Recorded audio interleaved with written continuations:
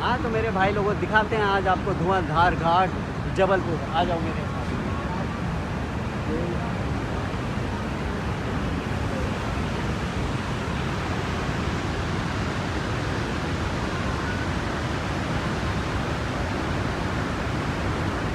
तो मेरे भाई लोगों ये है धुआंधार घाट जबलपुर जो कि आप देख रहे हो, और आशा और उम्मीद करता हूँ कि आपको अच्छा लगा होगा।